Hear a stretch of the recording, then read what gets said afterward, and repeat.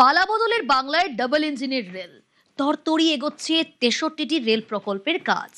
কেন্দ্র রাজ্য সমন্বয় কেটেছে জমি জট। শ্রমিক ভট্টাচার্যের প্রশ্নের জবাবে জানালেন রেলমন্ত্রী অশ্বিনী বৈষ্ণব।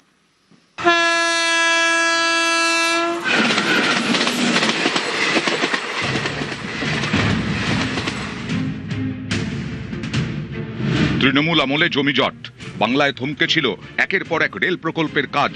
পালাবদলের সেই কাজে গতি, জোড়া ইঞ্জিনে ছুটছে রেল।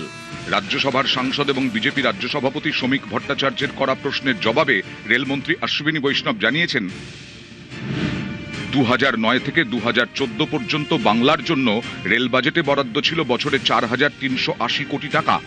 2026-27 অর্থবর্ষে সেই বরাদ্দ প্রায় 3 গুণ বেড়ে হয়েছে 14,205 কোটি টাকা।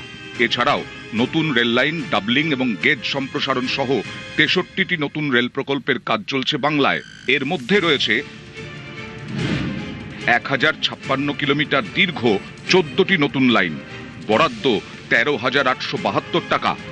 এছাড়াও রাজ্যে চলছে 4টি গেজ কনভার্সনের কাজ। 1,201 কিলোমিটার লাইনে বরাদ্দ 3,676 কোটি টাকা। 10,401 কোটি টাকা খরচে চলছে 45টি লাইন দ্বিগুণ করার কাজ। বাংলার রেলে ডাবল ইঞ্জিনের গতি, তরতরিয়ে এগোচ্ছে রেল প্রকল্পের কাজ। ইতিমধ্যেই 25টি রেল প্রকল্পের কাজ শেষ হয়েছে। চলছে 36,651 কোটি টাকার আরও 21টি প্রকল্পের কাজ। পাশাপাশি রেলমন্ত্রী জানিয়েছেন, পালাবদলের বাংলায় কেটেছে জমি জট। কাঁধে কাঁধ মিলিয়ে কাজ করছে কেন্দ্র রাজ্য। পালাবদলের পর জমি জট কাটায় গতি এসেছে। কালিয়াগঞ্জ বুনিয়াদপুর, নৈহাটি রানাঘাট তৃতীয় লাইন, সাঁইথিয়া বাইপাস, আনারা ও গৌরীনাথ ধাম রেল ফ্লাইওভার, নবদ্বীপ ঘাট, নবদ্বীপ ধামে নতুন রেল লাইনের কাজে পালাবদলের বাংলায় বাধা নয় জমি জট। সমস্যা মেটাতে মুখ্য সচিবের নেতৃত্বে টাস্ক ফোর্স গঠন করেছে রাজ্য সরকার। शिवेंदु दादा को मैं सबसे पहले नमस्कार करता हूं। आपके नेतृत्व में इतिहास रचा गया है। अब आपको अपना काम करने का मौका मिला।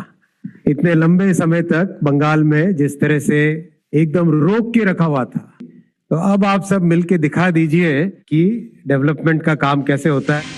নিউজ 18 বাংলা।